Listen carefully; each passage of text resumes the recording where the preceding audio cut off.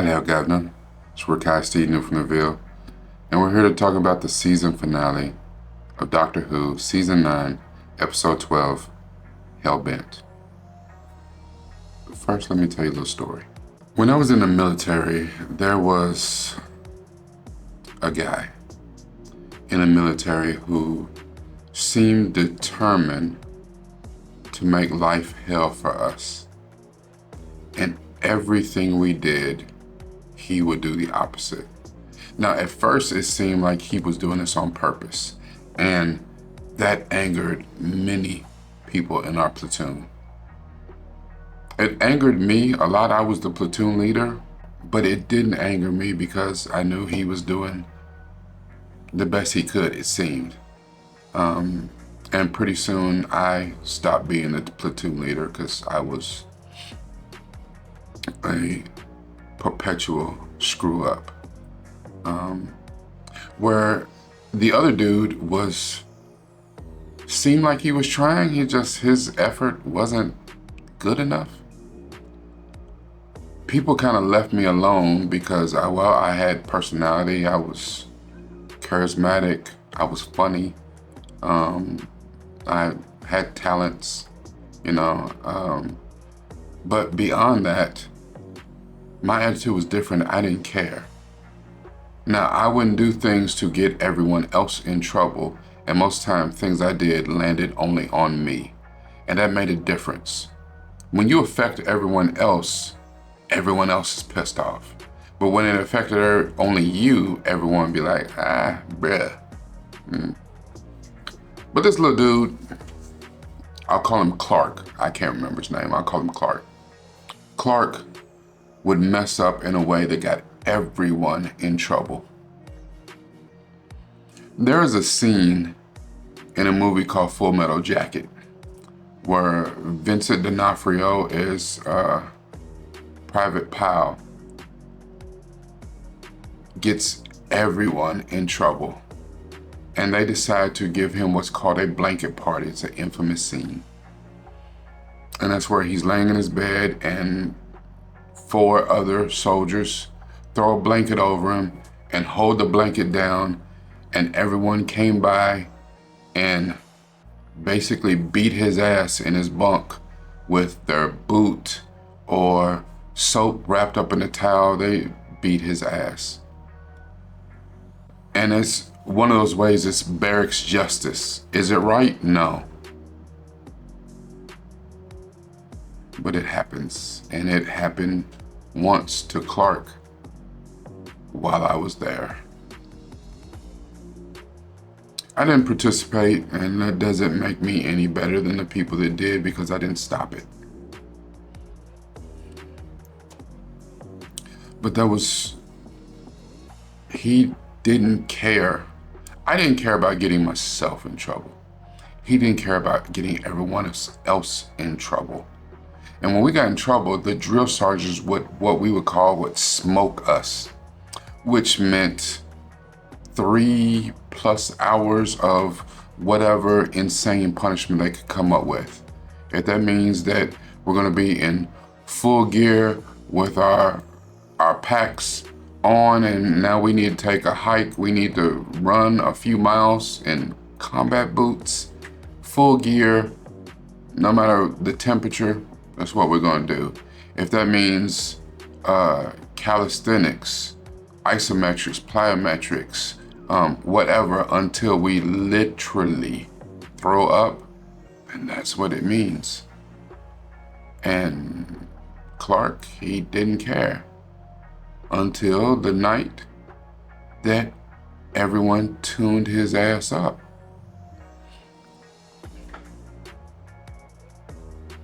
The thing is, the next day he went to sick call. He came back from sick call, but he was visibly different. And I had to sit down and talk to him because he really did not understand what he did wrong, what he was doing wrong.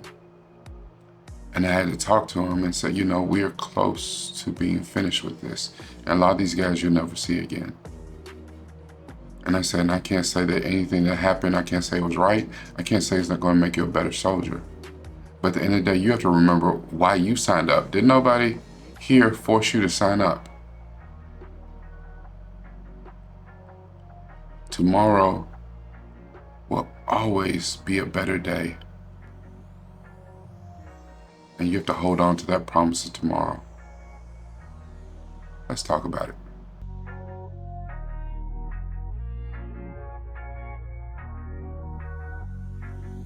Hello, Governor. This is Rakai Steve, new from the Ville. We're here to talk about Doctor Who, Season 9, Episode 12, Hellbent, the season finale. The Doctor escaped the confession dial, so we saw that at the end of Episode 11, Heaven Sent. He's on Gallifrey. He's been in prison for 4.5 billion years. It's a long time. Long time. Him breaking out alerted the Time Lords. Now what they wanted was the information on the hybrid. Who is the hybrid that is supposed to destroy the Time Lords? And they said they were going to find a way to make the Doctor give them the information. They should know better. You don't play with the Doctor like that. He ain't... Listen, don't play with the Doctor. But the Doctor's name rings out in these Gallifreyan streets. So with the aid of the military, they try to roll up on him, try to take him down. And he's like, say that. And even the soldiers, the Gallifreyan soldiers, like, I'm not shooting him. This dude is, he's that guy. He's the one who ended the Time War. Like, why are we not treating him like a hero? So he, I don't want to say it's a coup, but he usurps President Rassilon and exiles him. Now the Doctor is the new president of Gallifrey. He learned that Rassilon was the one who put him in the dial, because the information about the hybrid prophesizes that Gallifrey will be ruined and unravel the web of time. Prophecies, right? Now the Doctor is still pissy, and he orders them to retrieve Clara from the instant. So right before the Raven flew through her chest, the Time Lords snatch her up. Now, because of that, because they got her in the instant before she died, Clara doesn't have a pulse, and she recognized that. But the Doctor said that he needs Clara because he needs to consult with her about the hybrid. And Clara's like, I don't know nothing about the damn hybrid. And he's like, yeah, I just need an excuse. So then he steals the TARDIS, and him and Clara bounces. He's out. He said this way, if he actually, if he does have the information about the hybrid, he has something to bargain with to get Clara's life back, since they put all this shit in motion. He tries to take Clara far enough away in hopes that her pulse will come back. And when it doesn't, he takes her to the very end of time, to the very end of the universe. And who is waiting in the ruins of Gallifrey? No one other than me, / a Shielder, played by Maisie Williams. She's waiting. She tells the Doctor that he and Clara together may be the hybrid because they act so much alike that they push each other to extremely dangerous places and extremely dangerous, catastrophic actions. Now the Doctor is planning to do pretty much what he did to Donna, to Clara. But Clara overhears him.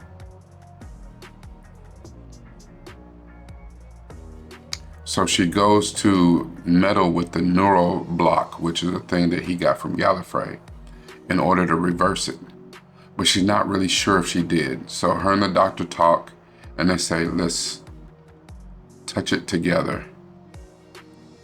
Now the doctor, as far as he's concerned, he's getting ready to, because the doctor lies. He's getting ready to reverse Clara's memory, where she forgets him altogether. But what happened was Clara succeeded, and the neural block works on the doctor, where he forgets Clara altogether. So he wakes up in the Nevada desert. He goes into a diner, and he tells the waitress there, who happens to be a space-time echo of Clara, this grand tale about Gallifrey and this woman that he should know, but he can't remember her face or her voice. And he knows that she's important to him, he just can't remember. And she asked him, she said, well, would you know her if you saw her? And he said, yeah, I'm positive. If I saw her face or I heard her voice, I'm sure that I will remember right away. And it seems kind of hurtful in the moment. But Clara is satisfied, and it turns out that the diner itself was the TARDIS that the doctor stole, and me, a shielder, finally has her TARDIS, and she gets to go and see the universe, which she wanted to do anyway.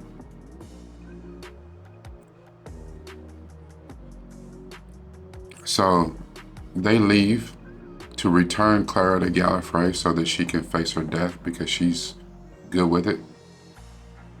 But they might make a few pit stops along the way. Turns out this Clara that was at the diner, she wasn't actually an echo. She was the real Clara, checking up on the doctor after his memory wipe. He gets back to his TARDIS, and the TARDIS finally presents him with a new sonic screwdriver, because remember, he'd been using the sonic glasses. Which, once I found out the meaning behind the sonic glasses, I love it. But he gets a new sonic screwdriver. You know that I love my quotes. And I only have two.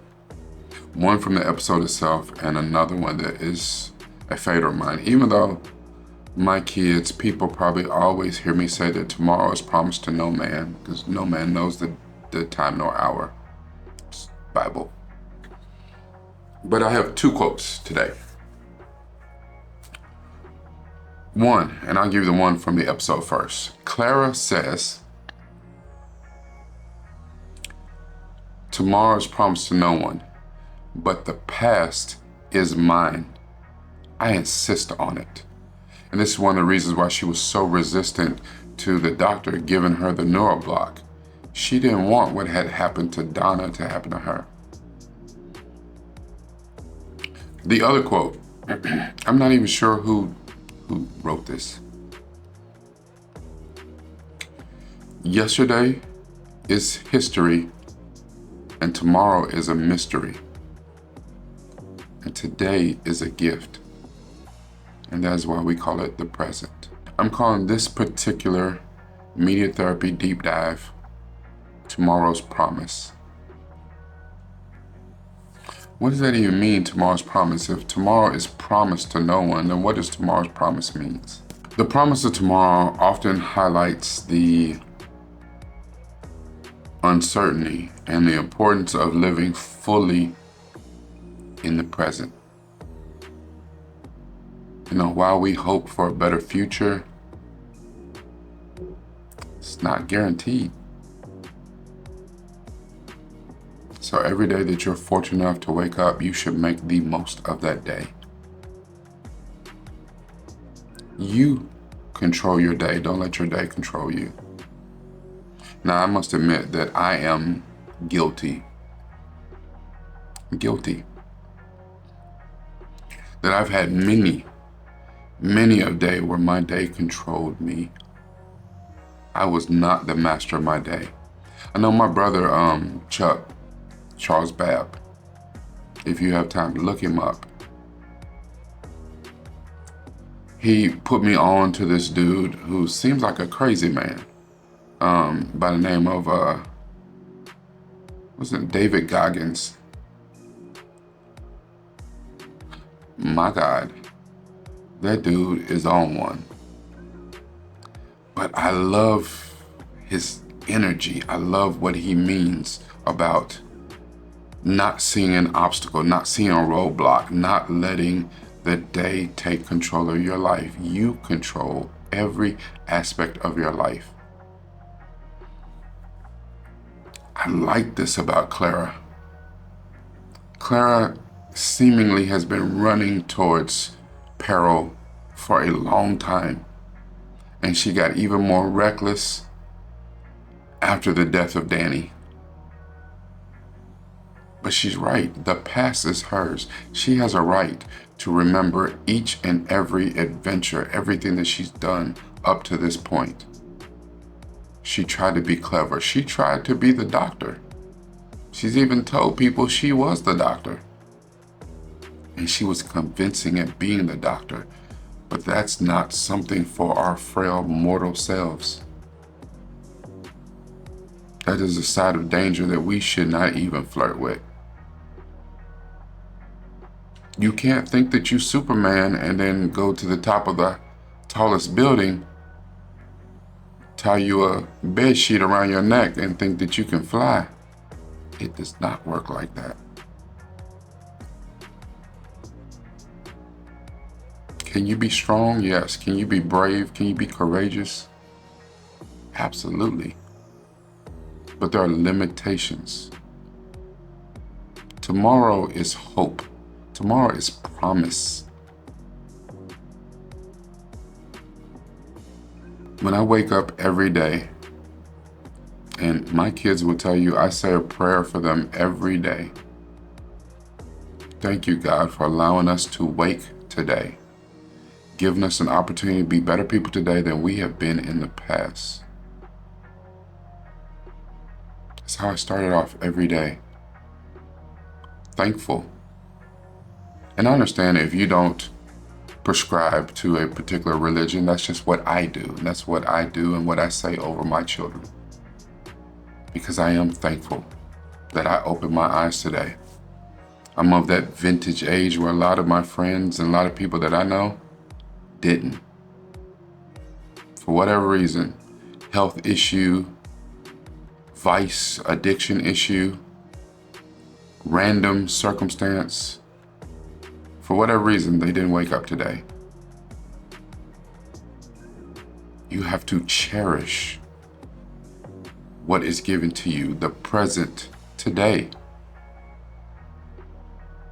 You think about it all the time, like people say, if you had $1 million, what would you do? And you can think of all these smart and pragmatic things that you would do with $1 million to increase your, not only your net worth, but your value in a moment, the value of your life.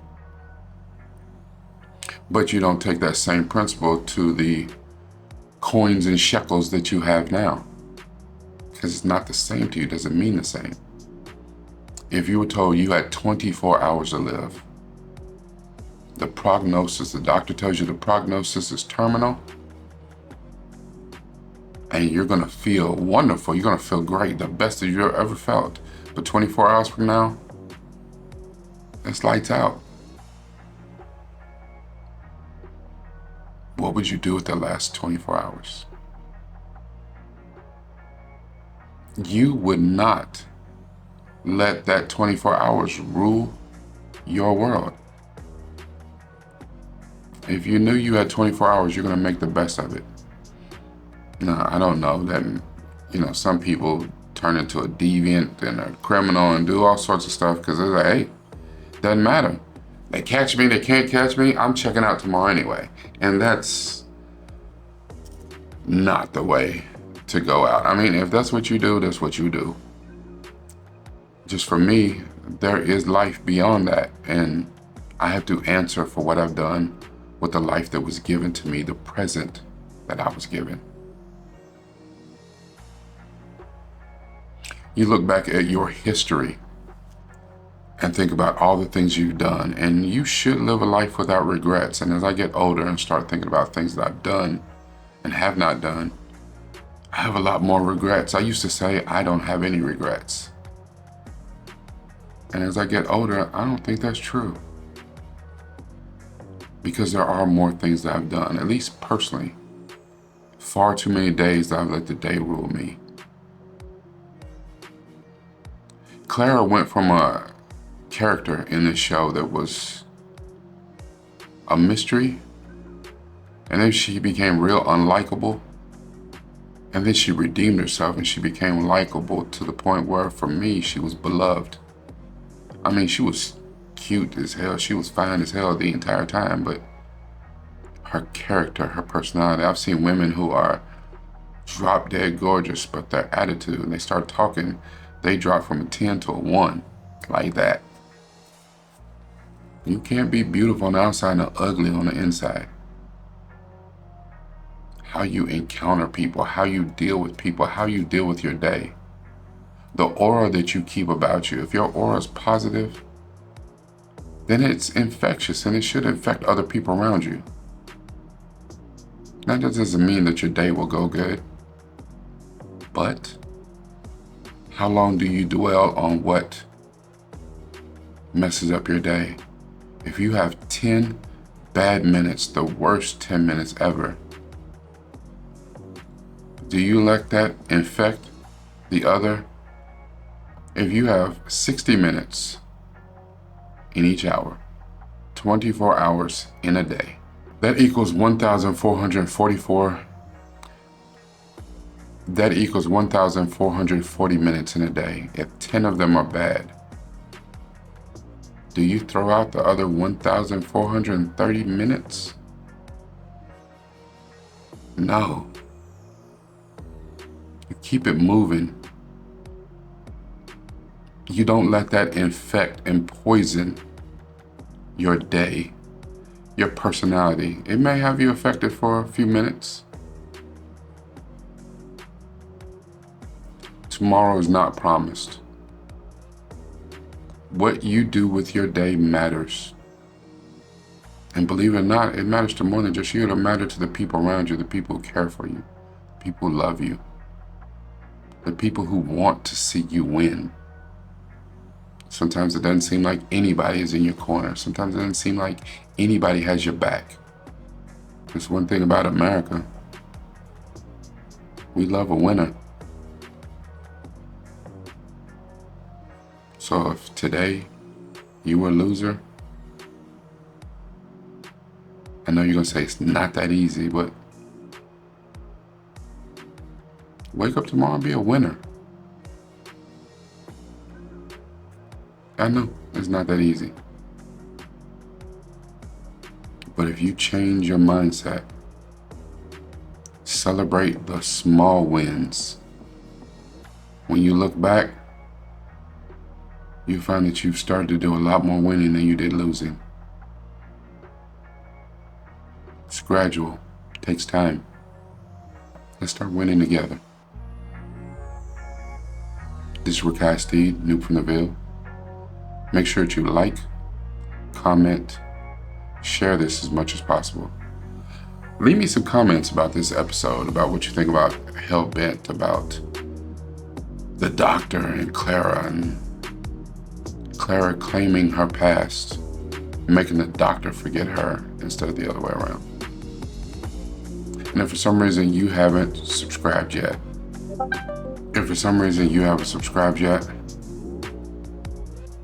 make sure that you hit the button and subscribe. Remember, everything that we do, we use this. What's even more important, we use this.